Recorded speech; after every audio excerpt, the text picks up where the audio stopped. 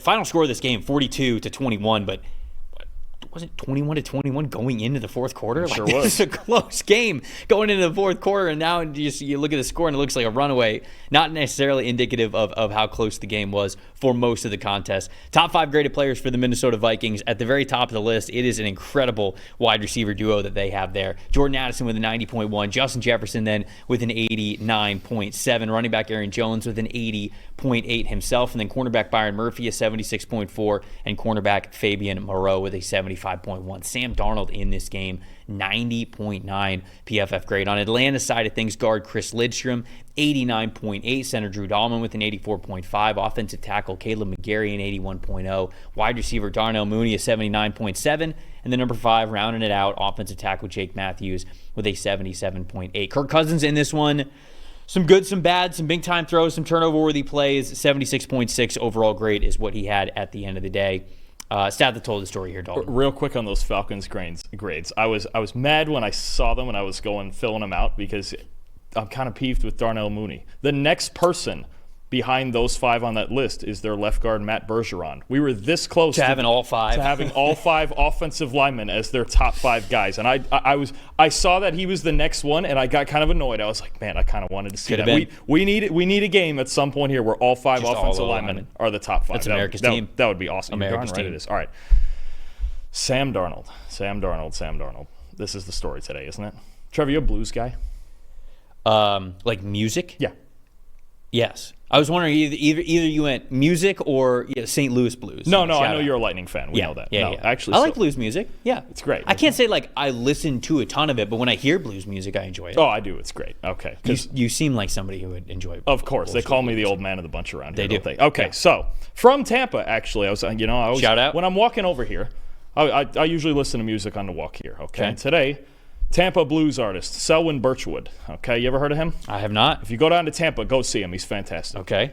He's got a song called Exorcist. All right? All right. It's about getting rid of exorcising your demons, and you need an exorcism, and it's like you have to just clean yourself of all that stuff, right? Remember Sam Darnold seeing ghosts in New York? Oh, yes. Tell you what, when he went out to San Francisco, Kyle Shanahan was not his coach. He was not his mentor. He was not anything like that. He was the exorcist. That's what he was. And Sam Darnold doesn't see ghosts anymore. They're gone. That's what I'm going with. They're gone. The demons are gone. The demons of New York and Carolina. Kyle Shanahan cleansed him of them. He shipped them off to Kevin O'Connell.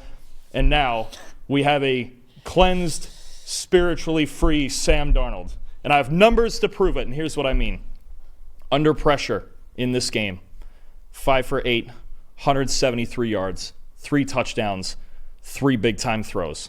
Since week 7, 85.5 passing grade under pressure, best in the league. For the season, 71.6, second in the NFL.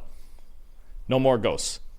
And the Falcons, the best part about this game, if you watch this game in sequence again, they got pressure on him early. You mentioned it. The Falcons' defensive line, for once, played well in this game. They got an early pass rush. Yeah, and that used to be a thing. If you got pressure on Darnold early in a game, he was going to start shaking in the pocket. Doesn't do it anymore. Doesn't happen. He keeps punching back. If he gets hit, if he gets sacked, he got sacked twice in a row in one drive early in this game. He gets sacked, he misses a throw, something bad happens, something adverse, he just comes right back. And he's got no pulse now. And he's still only, 27 years old? Now he's got this grizzled veteran thing where he's not bothered by things like that, by a mistake, by pressure, by simulated pressure, by people blitzing or not blitzing, none of it. He goes out there and he executes. He's incredible. At this point, he's got the 6th best passing grade in the league right now. Yeah. And that's well-deserved. Second highest big-time throw rate of any quarterback. We have to sit here and question whether he's actually the answer here. What do you mean? Like if he... Long-term in Minnesota. Yeah, my stat that told the story, obviously, in a game that was close going into the fourth quarter and then looked like a dominant blowout win for the Minnesota Vikings, how can it not be the Vikings' offensive efficiency that tells the story of this game? 4 for 4 in the red zone. For everybody at home, it's 100%. 8 for 12 on third down, 67%. That's pretty damn good. 0.437 EPA per play, the highest EPA per play of any offense this week. Jordan Addison and Justin Jefferson, a perfect wide receiver rating when thrown to. Like, not only is it obviously Sam Darnold, but we saw Aaron Jones on that list as the top 5 graded players. Obviously, the wide receivers are on it. the way that Kevin O'Connell has this offense running, it's a masterpiece right now. It truly is. And I get it. Like, the Falcons aren't the best defense in the NFL, but holy cow, were they able to turn it on in a massive way. Sam Darnold, 4 big-time throws in this game, 0 turnover-worthy plays. And I agree with you. They have J.J. McCarthy, obviously, who they drafted in the first round, and they sort of take a flyer on Sam Darnold, right? It's one of those deals where I loved it at the time. It's like, hey, we'll give you this deal. You're going to be our starting quarterback this year. We think we're going to give you a legitimate shot to be our starting quarterback. This is not I'm sure that this is the conversation that they had with him. Hey, we'd love to sign you. We would love to put you in a great position to succeed. We're going to draft a rookie quarterback in the first round this year, but we don't want to have to play them right away. What we'd love to have you do is at least start the first 6 weeks of the season, and we're going to put you in the best position possible to give you an audition to be for another team after this. And then we're obviously, and then we'll if you keep playing well, that doesn't mean we're necessarily going to give you the hook after 6 weeks, but we'll give you at least 6 weeks to put your best foot forward. And Sam's like, okay, I'll take it. And he's taken it an absolute run with it to the point where we now have to have the conversations of you're gonna let this guy walk. This guy's got the number 1 big time. You mentioned all the play under pressure, which is fantastic. This guy's got the number 2 big time throw percentage in the NFL behind only Anthony Richardson. And Anthony Richardson, we know, is a lot more like do or die than Sam Darnold is. Sam Darnold is so damn consistent, and he's got a very high big time throw percentage. So, look, I think J.J. McCarthy can be a good quarterback in this league. I don't know how you let this guy walk out of the door. I don't think so. I don't think you can at this point. And it's not. They're 11-2, Dalton. I know. If it weren't for the Detroit Lions, we'd be talking about them right there with the Philadelphia Eagles of who's the best team in the NFC, who's got the best chance to make it to the Super Bowl. And we still kind of do, right? We still have to talk about that team that way when you talk about how efficient their offense is and how good their defense is playing. I think everybody feels like it's almost like a foregone conclusion the Lions are going to make it, but it's not. It's absolutely not.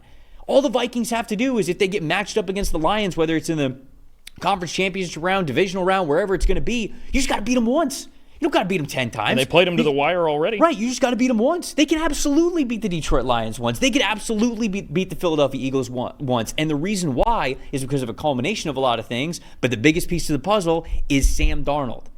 How do you let that player walk out of the door? You don't. So that's sort of where I'm at with the Minnesota Vikings as well. It needs to be said, too, because we've seen, obviously, one-year wonders. We saw, I think, back to Ryan Fitzpatrick with the Jets or Daniel Jones with the Giants a couple of years ago or something like. No, he's outperforming any of that. He's even outperforming what Baker Mayfield did last year. Yes. I mean, yes. It's incredible. And Baker made, 3 years on 100 off of that? Basically. I mean, if you got that for Darnold for what he's done this year, that might be a bargain. This is not the same as... he's not signing the Baker Mayfield deal That's anymore. the first question everybody's going to ask. Yeah. Is this Daniel Jones? And I will say no. Daniel Jones had a 70 passing grade that year with 8 big-time throws and 21 turnover-worthy plays. He had one great game in the playoffs against Minnesota, and that was about it. Daniel Jones was, even though there's always a risk, right, Sam Darnold could come out next year and look bad. I'm not saying that that's impossible. He could, but the peripherals say, Sam Darnold, this is real. Not like Jones. The peripherals said Daniel Jones. Or at least it's a lot more solid than what Daniel Jones gave you the year that the Giants gave him the extension. Right. Yes. This the way he's throwing the ball, the way his composure, his ability to process. Even now, he's getting to his second and third reads. He's looking off safeties. He's doing so many things that the veteran quarterbacks do. Right. And this is his first full year starting in a long time. And I think that needs to be said too. He's still only 27. This is not some 35-year-old guy having some magical resurgence like Ryan Fitzpatrick with the Jets or whatever. This is a 27-year-old kid in the right situation with the right coach and fantastic play calling who seems to have found it.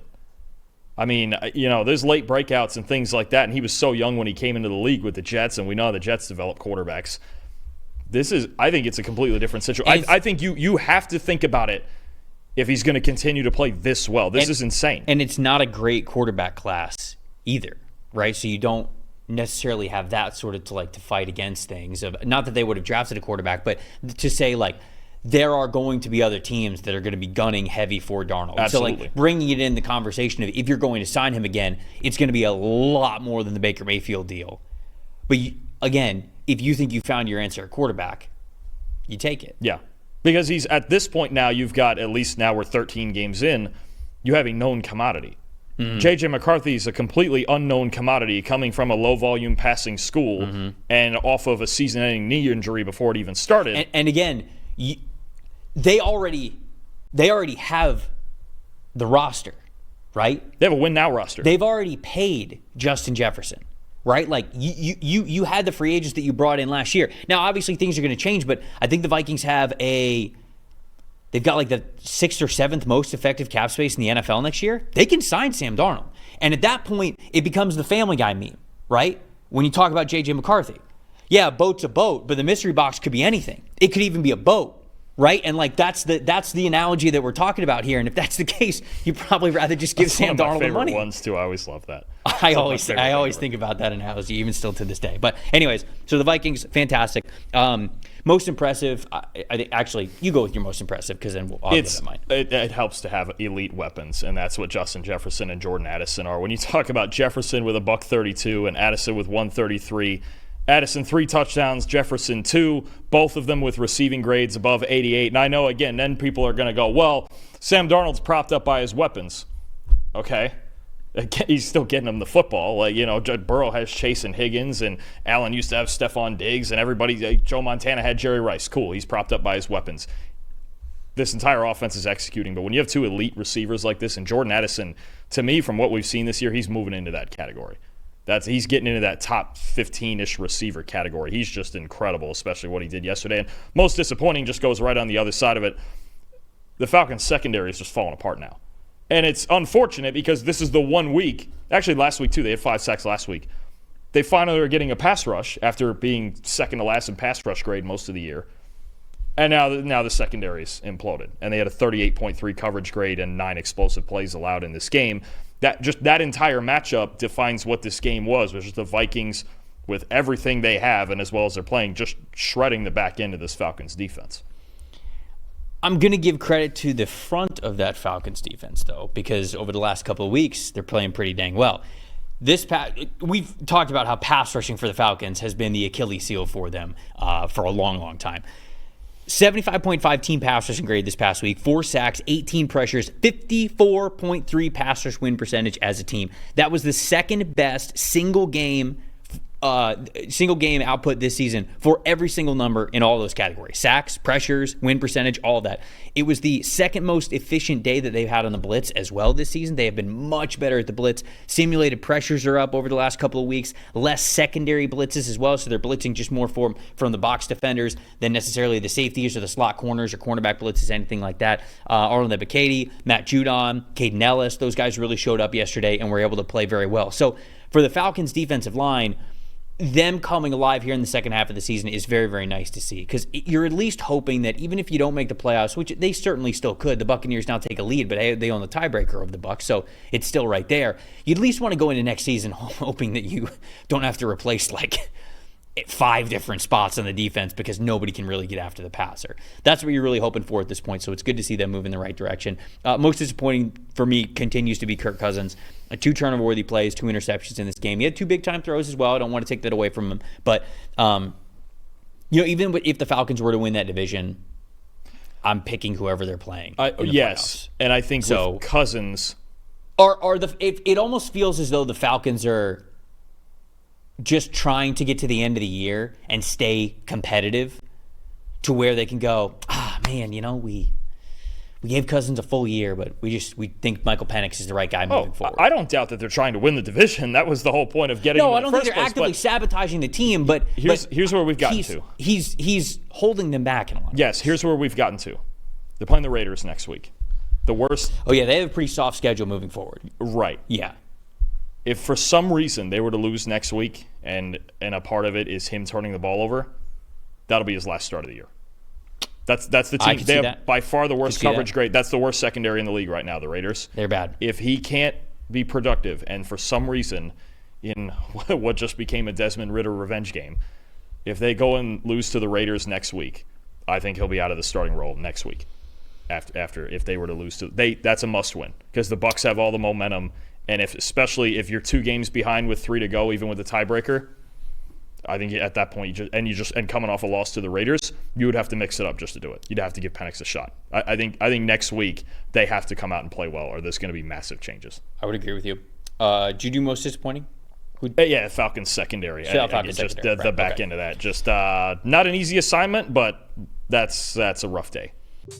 Thanks for watching, everybody. Make sure you like and subscribe the video. And if you don't have a PFF Plus subscription, you can get one to see all the premium stats that we talked about here on the show, plus the expert betting and fantasy advice over at subscribe.pff.com. The description is also right below, so if you are not a PFF Plus subscriber, you can come one today.